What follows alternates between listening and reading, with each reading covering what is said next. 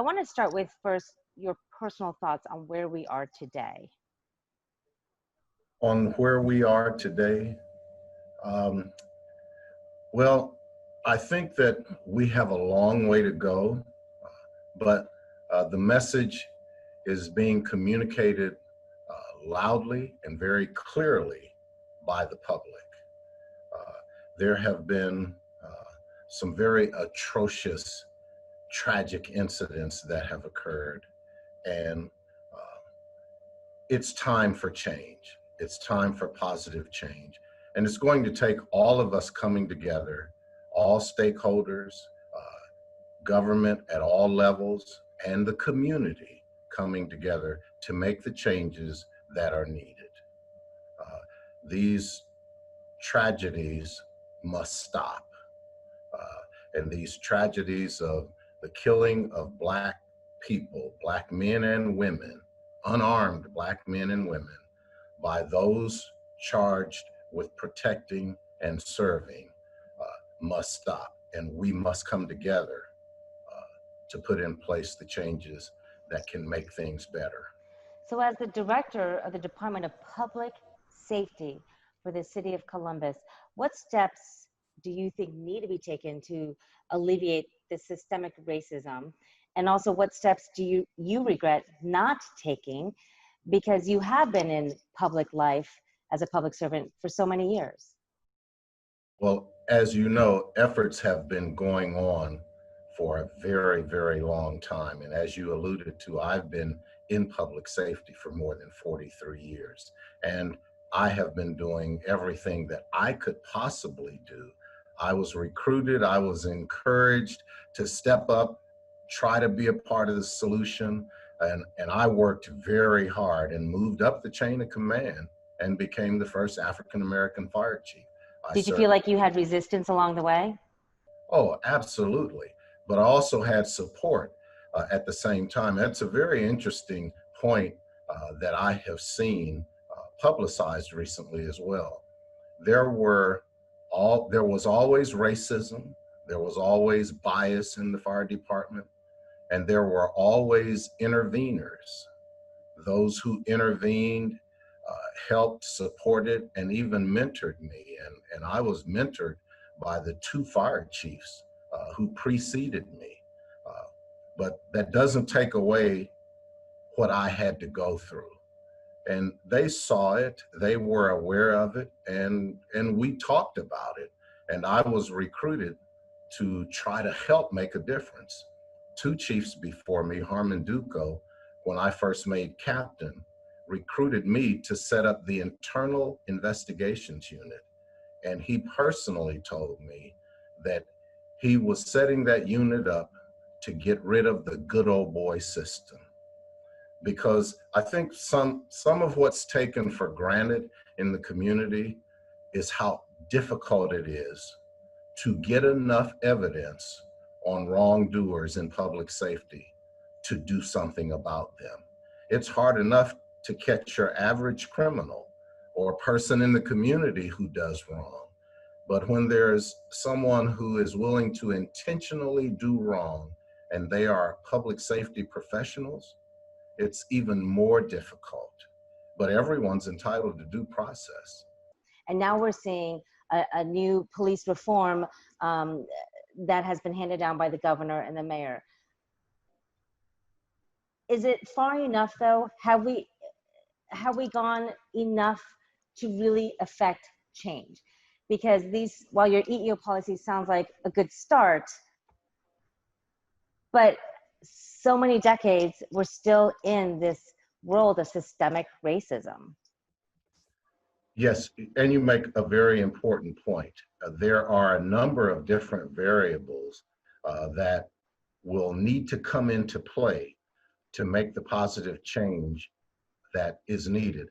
I think the mayor probably summarized it in one way when he indicated that we need to change the culture in the Division of Police and in the Division of Fire. But other areas also involve recruitment, changes in our civil service hiring process. We've implemented a cadet program We have noticed our prior hiring practices and our patterns. We discovered that in some decades, more than half those we hired were already firefighters, already paramedics, already police officers, already had bachelor's degrees in criminology and criminal justice. And so the average female or minority candidate did not have these qualifications or this level of education already. Those we were reaching out to in our recruitment efforts were not already on that level. We have found that smaller suburban and township police departments and fire departments that don't have diversity have served as a pipeline into Columbus and other larger police and fire departments.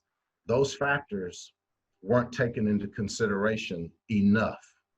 We're looking more strongly at these factors, and that's a big part of why we created our police cadet and fire cadet program. And I can have recruitment to send you a photo we recently took of them. But if existing police departments and fire departments are providing us with the majority of our police officers and firefighters, and we're training them, and Columbus women and minorities do not have those same opportunities or access, that's a huge disadvantage. And it feeds into not having that diversity and inclusion, feeds into the stereotypes. It feeds into the implicit bias. And those are things that, in my opinion, are covered under the EEO compliance officer efforts and the training that's being provided. So let me ask you this, Director. Who will you hold accountable if this change doesn't happen? All stakeholders have to be involved in this process. As you mentioned, the governor and the mayor have taken some steps. Our mayor put changes in place before the first protest, efforts and funding to increase diversity, hiring the Matrix consulting firm. He implemented the Comprehensive Neighborhood Safety Plan. He convened the Community Safety Advisory Commission and authorized and funded my hiring of the EEO compliance officers. There is more that needs to be done, and I'm delighted to hear that FOP leadership wants to be a part of the reform discussions. Participation by all stakeholders is going to be critical. And I think these are very, very important first steps. But changing the culture, changing the makeup of the organization, improving diversity will help. So let me ask you this, Director. How would you, as an African-American man who, basically was here in Columbus for so many years, how will you convince people of color to join the ranks? That's something that I've always been very passionate about. The entire 10 years that I was the fire chief, I went around with our recruitment staff. I went to the schools. Even as safety director, I've been to the downtown high school with both police and fire recruitment staff. I like to inform young people, the next generation, that they are a critical part of the solution. That was how I became a firefighter starting in January of 1977. There were leaders that were speaking to me and others to do the same thing when there was only a dozen or so African-American firefighters and police officers on Columbus Fire and Columbus Police. We grew those numbers. We even had the first Black police chief and the first Black fire chief. Now we need greater diversity throughout the ranks. And I hear you, but how will you convince the young people, given what they have seen? That image of what happened to George Floyd will forever be in all of our minds and in our children who see that and fear that, no matter what they hear of the good that you are trying to do. You know, you're absolutely right. And when I first started here almost 4 years ago as the safety director, one of my first steps was to reach out to leaders in the Black community, the NAACP, the clergy, who have large congregations. And I let them know of the very challenge that you are alluding to. And part of what I said to them was, why would our next generation, why would our young people want to become police officers if we are all demonizing our officers? And that's predominantly what they hear. The messaging, the imaging of our police officers uh, is negative. And so we have to change that.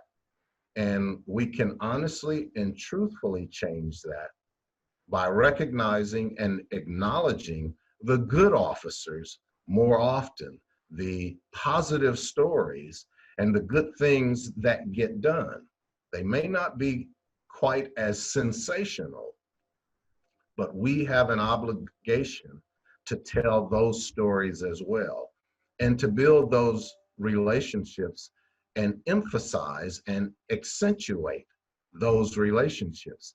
And we have been doing that as best that we can. It's just not as high profile as we need for it to be. Our young people and the next generation, they don't see it and hear about it and experience it as much as is needed. And we're working on that.